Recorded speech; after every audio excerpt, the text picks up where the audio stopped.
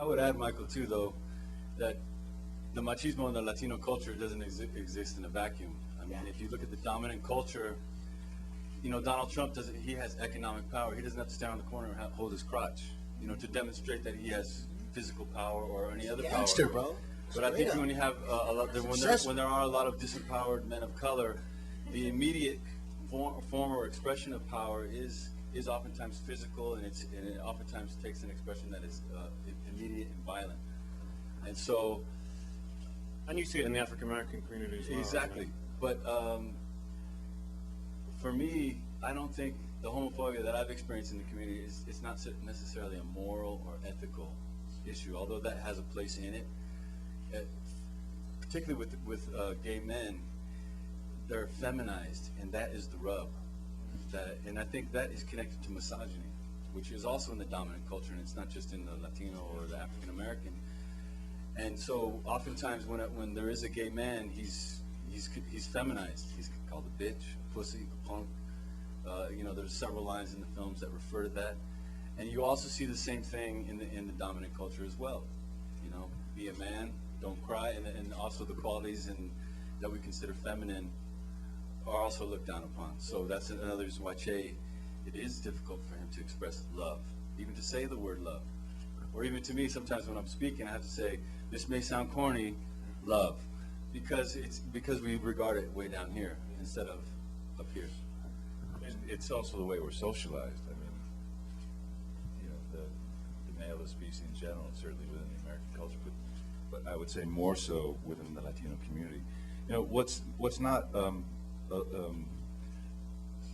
the least bit ironic is, or unironic, is the fact that here in the most progressive liberal city, arguably in the country, you have essentially a dinosaur, someone who is complete in the form of the character I play, someone who is completely resistant to change.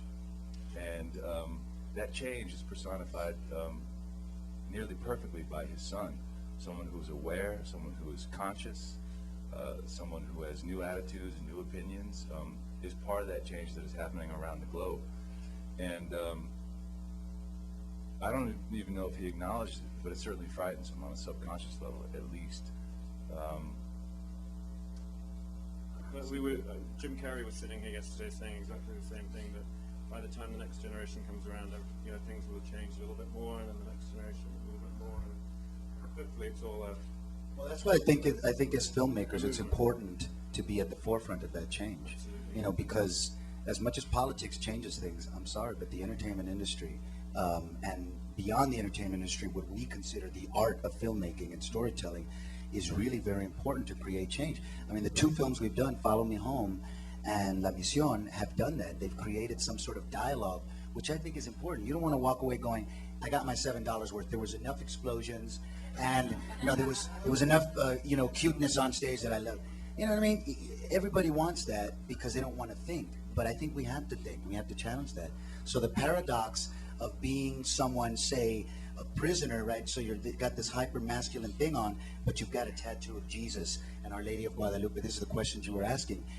It's a paradox, and I think that sometimes the hardest guys look for those types of those feminine icons. La Virgen de Guadalupe. They revere their mother, but they're willing to go out and kill their brother that looks like them right across the street. So it's that kind of paradox, and again, it's prevalent in American society. It's prevalent in modern society. I mean, why else would we think of defense as being war? We immediately think defense of our nation, of our way of being, of our way of life, and war is the defense of that. So again, like Ben says, it's prevalent in our society. So again, it comes down to who you are as an individual and how do you relate to the societal mores. Jeremy, how old are you, and where are you from? I'm from Santa Fe, New Mexico. Talk about how old are you? 20s. So talk about I love that.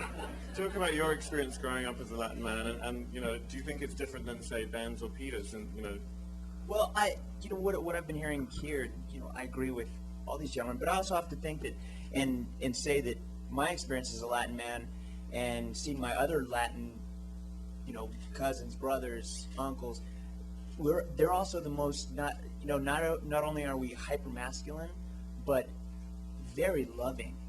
Like all the families, I see the way that Peter and Ben interact with their children, that Jesse does, and they're just such loving men. And even Che, the way he interacts with Jess, he may be confused in a dinosaur, but I mean, it's all motivated by love. It's all motivated by how much he loves his son, and that's what crushes him, and that's the way that Ben played it. My experiences, I'm a masculine guy. I am. I grew up quick to be macho. But was there easy homophobia in your high school, for example? I would say so. I would say growing up, I saw, I didn't grow up around a lot of gay men and women. So I didn't experience it really until I moved to Los Angeles. And it's become a part of my life. I mean, most of my friends are gay. I'm getting married in April, and one of my best men are gay. And it's no different for me. And my approach to this character was, I didn't play it as when I got the script and I read, okay, Jesse Rivera, how am I going to play him? I didn't say, okay, he's gay, he's straight. I didn't think of anything. I didn't play a gay thing, a straight thing. I played a love thing. And that's why I wanted to play the character. So, and he's also a very, I liked him because he's empowered.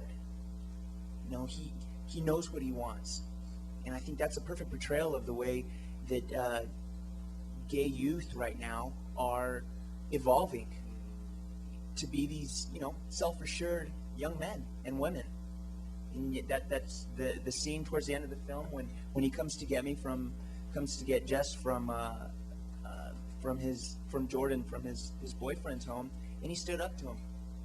And he was willing to break that bond between he and his father, which is a sacred bond between them, to pursue his life and live the life he wants to lead. And I think that's the way that gay youth, that's how they've evolved now.